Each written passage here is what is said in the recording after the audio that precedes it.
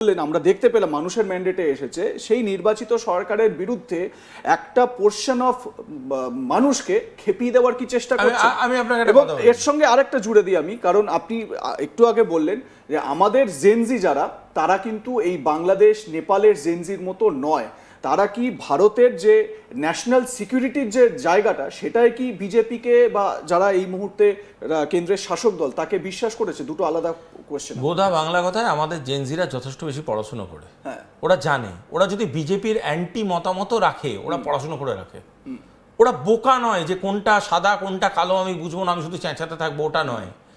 ওটা নয় যে মানে একদম চেঁচামেচি করে অমুকের ইট খুলে নেবো, অমুকের এম্বাসিতে গিয়ে ইট ঢিল মারবো, ওরকম অশিক্ষিত জেনজি ভারতবর্ষের নয়। ভারতবর্ষের জেনজি অনেক দায়িত্বপূর্ণ জেনজি, প্রথম কথা। দ্বিতীয় কথা, আমাদের এখানে জেনজি ক্রিকেট খেললে সূর্যবংশী হয়।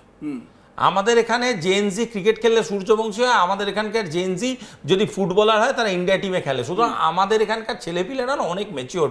বাংলাদেশ আর Nepal is not an example for Bharatvarsha. এইসব কথা বলে লাভ নেই। দ্বিতীয় কথা, আর একটা আপনাকে আমি বলি, খুব সহজ কথা, সহজভাবে বুঝতে হবে। সেটা হচ্ছে এই যে মুসলমান নিয়ে কথা বলছে, আমি আপনাকে আগের দিনের শোতেও বলছিলাম, আমি এমন একটা জায়গা থেকে বড় হয়েছি যেখানে মাইনরিটি ক্রাউড প্রচুর। আমার কত মুসলমান বন্ধু আছে আমি নিজেই বলে বোঝাতে পারবো না। এই এত বন্ধু বান্ধব একসাথে নিয়ে তাদেরকে আমি দুর্গাপুজোতেও দেখেছি জামা কিনতে, ঈদেও দেখেছি জামা কিনতে। আমি ঈদেও তাদের বাড়িতে গিয়ে সেমাই খেয়েছি, তারা দুর্গাপুজোও বিজয় করতে আমাদের বাড়িতে এসছে। সুতরাং বাংলার মুসলমানদের কোনোদিন ওই ভড়কাও ভাষণে খুব একটা কাজ হবে না। Point one. পয়েন্ট টু হচ্ছে, যেই ম্যান্ডেট নিয়ে বিজেপি এসছে সেটা থেকে কোনোভাবেই প্রমাণ হয় না যে মুসলমানরা বিজেপিকে একটা ভোট দেয়নি। এই বোকা বোকা ট্রান্সমিশনসগুলো করার কোনো রকম মানে হয় না। দ্বিতীয় কথা, বিজেপির যেখানে যেখানে গভর্নমেন্ট আছে, মেজরিটি যেখানে আছে, ধরুন ফর এক্সাম্পল উত্তরপ্রদেশে যখন গভর্নমেন্ট হয়েছিল, এই যারা ইউপিএর এই সো কল্ড ন্যাশনাল মুখগুলো, তারা বলেছিল মুসলমানদের মেরে তাড়িয়ে দেবে ইউপি থেকে, তাদের জিনা হারাম করে দেবে। হ্যাঁ, মারা হয়েছে। কাদের মারা হয়েছে? যারা মাফিয়া ছিল, মেরে তাড়িয়ে দেওয়া হয়েছে। কাদের মেরে তাড়িয়ে দেওয়া? যারা যারা জোর জুলুম করে এতদিন সাধারণ মানুষকে দম বন্ধ করে রেখেছিল। একের পর এক মুসলিম অধিকৃত সিট বিজেপি ভোটে জিতেছে, ম্যান্ডেট ভোটে জিতেছে, খুনোখুনি ছাড়া জিতেছে। বাংলার ভোটে তো প্রথমবার খুনোখুনি হলো না। ইউপির ভোটে তো র্যান্ডাম এরম হয় যেখানে খুনোখুনি হয় না, বিনা খুনোখুনিতে হতো। সেই জায়গাগুলোতে মুসলমানরা মন খুলে ভোট দিয়েছে বিজেপিকে। কেন দিয়েছে?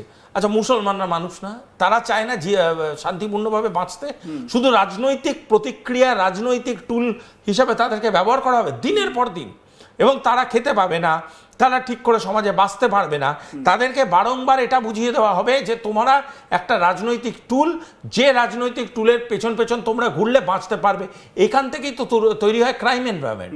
এরা ক্রাইমের দিকে যায় কেন? কারণ এদের পড়াশোনার সুস্থতা দিতে পারে না সরকার। আমার কথা হচ্ছে, আপনি মুসলমান হোক না হিন্দু হন, সংবিধান মানতে অসুবিধাটা কোথায় আছে? হিন্দুদের মানতে তো অসুবিধা নেই, খ্রিস্টানদের মানতে অসুবিধা নেই, মুসলমান নামটা বারবার করে আসে কেন? তারা সংবিধান মানুক। এই তো সুন্দর দেখছি হেলমেট পরে সবাই বাইক চালাচ্ছে। কি করে হলো? হেলমেটের চাহিদা বেড়ে গেছে। কি করে হলো আমি আপনাকে বলুন না। হঠাৎ রাতারাতি কি স্বপ্নে এলো হেলমেট? এলো না তো। হেলমেট পরে চলছে কেন? তারা বুঝতে পেরেছে প্রশাসন সংবিধান মানছে, লোকেরা হেলমেট পরে বেরোচ্ছে, কি অসুবিধা আছে তাতে? দ্বিতীয় জিনিসটা, একটা জিনিস বোঝার চেষ্টা করুন, মুসলমানদের চাকরি বাকরির ব্যাপারে, মুসলমানদের খাওয়া দাওয়ার ব্যাপারে, মুসলমানদের ভাতার ব্যাপারে আপনি তো খুব এগিয়েছিলেন। কটা মুসলমানকে আপনি প্রপার রাস্তায় ঠেলেছেন? কটা মুসলমানকে আপনি ইউনিভার্সিটির মধ্যে প্রপার পড়াশোনা করতে এনকারেজ করেছেন? কটা মুসলমানকে আপনি ভায়োলেন্সের দিকে ঠেলে নিয়ে গেছেন? এই দুটোর হিসাব।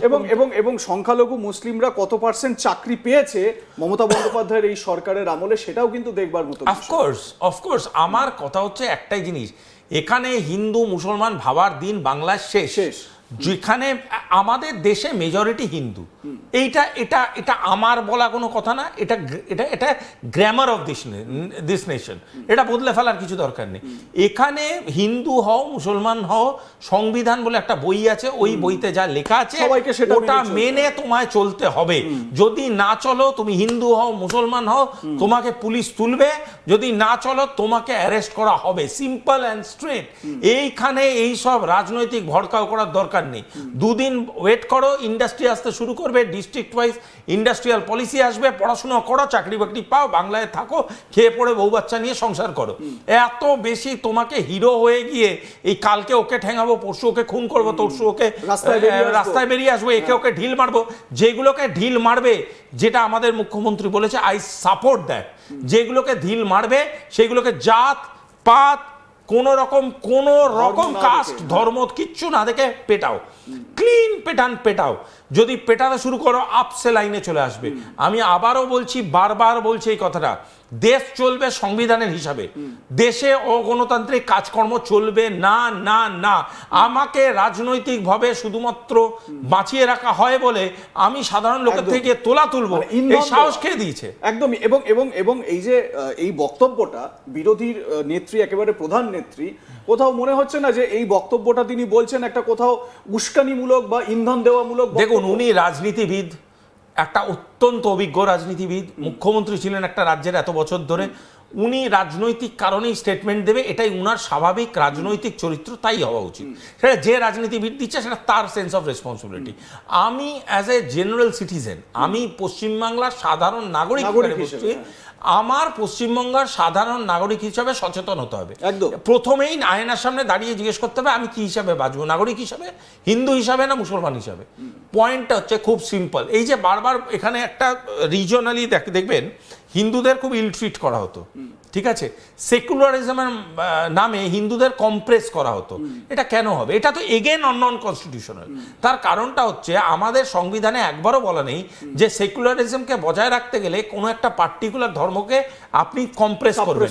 কেন সাপ্রেস করবেন? কেন তাকে চেপে চেপে চেপে চেপে কম্প্রেস করে একটা ছোট জায়গার মধ্যে আনবেন? কেন আনবেন? যদি এখানে সংবিধানে থাকে সেকুলারিজম, তাহলে সেই সেকুলারিজমের শক্তি হিন্দুরও কাছে আছে, মুসলমানের কাছে। একদম। আমার কাছে সিম্পল কথা হচ্ছে, মেজরিটি যে সে মেজরিটির স্ট্যান্ড নেবে, মাইনরিটি যে সে তার মাইনরিটি স্ট্যান্ড নেবে, অর্থাৎ তার নিজের ধর্মীয় জিনিসগুলো সাংবিধানিক পরিকাঠামোর মধ্যে পালন করবে।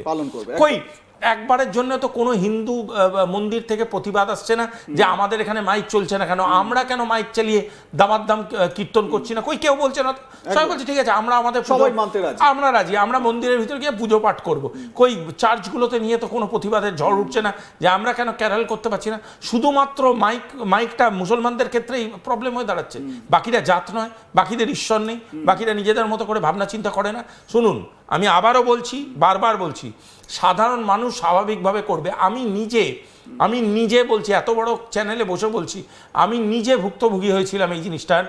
মাইক চালিয়ে পরীক্ষার সময় দিনের পর দিন রাজনৈতিকভাবে ইচ্ছাকৃত একটি ধর্মীয় অনুষ্ঠান ঘটানো হতো। আমি প্রতিবাদ করেছিলাম, আমার মনে হয়েছিল ওটা বন্ধ করা দরকার। তার কারণ আজকে সুফল পাচ্ছে, একটা মানুষ পড়াশুনো করছে, সে যে ধর্মেরই আপনি পূজা